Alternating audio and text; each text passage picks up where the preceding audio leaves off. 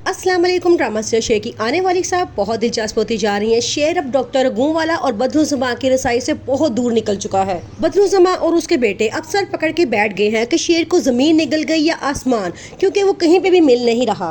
फजर के पापा बहुत खुश हैं। वो फजर से कहते हैं कि इसे तुम मार दो, लेकिन फजर इनकार कर देती है और कहती है मैं अपने हाथ खून से रगड़ना नहीं चाहती, वो मेरा मोहसिन है, मैं उसे मारना नहीं चाहती। तो आगे से उसके पापा कहते हैं तुम उसको मेरे हवाले कर दो और खुद साइड पे हट जाओ, फिर मैं जानूँ मेरा काम जाने।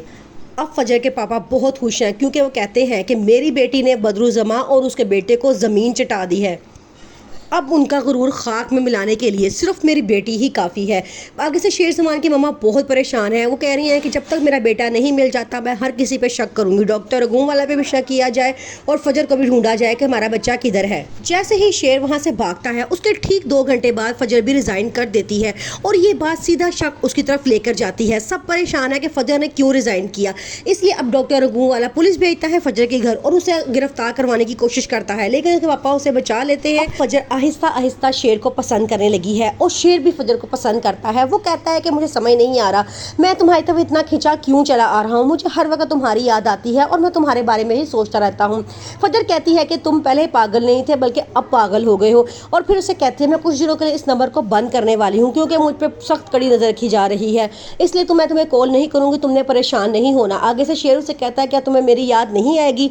फजर कहती है याद तो आएगी, लेकिन तुम्हारी सेफ्टी ज़्यादा ज़रूरी है। फजर ने शेर को बचा तो लिया है, लेकिन अब उसके लिए सबसे बड़ी प्रॉब्लम उसके पापा बन चुके हैं। वो पहले कहते हैं कि तुम खुद उसे मार दो, अगर तुम नहीं मार चाहती तो मुझे दे दो, मैं उसे मार दूंगा, क्योंकि मैं बदरुज़्ज़मा को उसकी औकात दिखाना चाहता हूँ और उसको ये बात बताना चाहता हूँ कि उसका गुरूर तोड़ने के लिए मेरी बेटी काफ़ी है।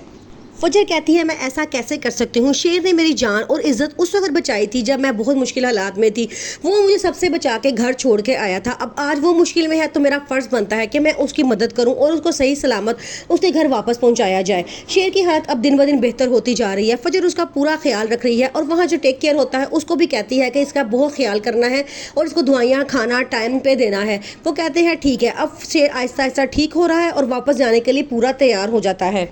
बदरुज़्ज़मा और उसके बेटे बहुत परेशान हैं। वो कहते हैं कि हमें लगता है कि अब शेर वापस आएगा और ज़ख्मी शेर बन के हमें चीर फाड़ के खा जाएगा, क्योंकि वो जानता है कि हमने उसकी जायदाद हासिल करने के लिए उसको इस हालत तक पहुंचाया था और अब वो अपना बदला ज़रूर लेगा। बदरुज़्ज़मा का भाई यानी कि शेर का बाप पहले ही अपने भाइयों की नीयत को जानता था, इसलिए उसने मरने से पहले ही अपनी वसीयत तैयार करवा ली थी और तमाम जायदाद अपनी बीवियों और अपने बेटे के नाम कर गया था।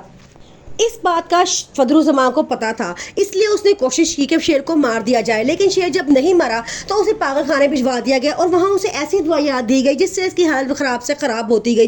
फजर ने जब उसको वहाँ देखा तो उसने फैसला कर लिया कि उसे वहाँ से उसको बचा कर निकालना है और वहाँ से उसको बचाने में कामयाब हो चुकी है। अब उसे कहीं और जगह शिफ्ट कर दिया गया है जहाँ पर शेर का बड़ा अच्छा इलाज जारी है।